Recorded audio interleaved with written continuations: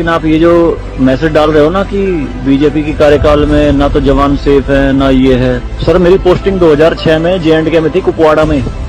वहाँ पे बॉर्डर पे एक रूल था, no first fire no more than 11 mm, यानी कि जब तक पाकिस्तान की तरफ से एक भी फायर नहीं आ जाता तुम कोई फायर नहीं करोगे।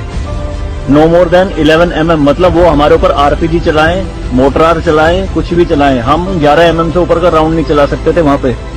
मेरे हाथ पे ओम गुदा हुआ है। इस ओम के गुदे होने की वजह से मुझे हाथ में रुमाल बांध के ड्यूटी करनी पड़ती थी वहाँ पे। अगर उनको ओम दिख गया ना तो छोटे छोटे बच्चे पत्थर मारना शुरू कर देते थे। और सर श्रीनगर के लाल चौक पे 26 जनवरी के दिन बहुत बड़ा तिरंगा बिछा के जिंदी गाय काटी थी, जिंदी, और जिंदी की खाल उतारी थी सबके सामने, पूरी सेना के सामने यूनिट खड़ी थी वहाँ पे पूरी, और चक्कू लहरा के खूब बोलते थे, क्यों भाई हिंदुस्तानी कुत्तो, तुम्हारी माँ है ना ये, देखो क्या हाल करेंगे इसका हम। भाई कुछ नहीं उखाड़ सकते थे उनका। क्यों? क्योंकि सेंट्रल में गवर्नमेंट गंडवी थी, नपुंसक गवर्नमेंट थी।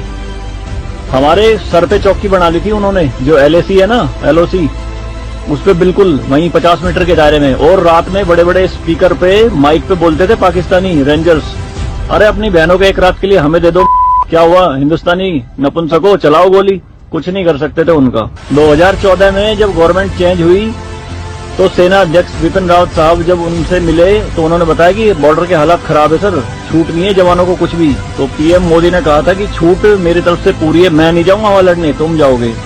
आज की डेट में आप मुझे एक भी चौकी बता दो अगर वहां ढूंढने से मिल जाए। दूरबीन लगा के देखनी पड़ती है पहाड़ों में, वो भी बंकरों में अंदर, सारी लगा दी उन्होंने तोप उड़ा के। शांति काल में आप 155 mm की बोफोर्स टाइप की तोप नहीं चला सकते, यूएनओ का रूल है। लेकिन 2014 में ये बोफोर्स भी चली J&K में पाकिस्तान की तरफ चौकी उड़ाने के लिए।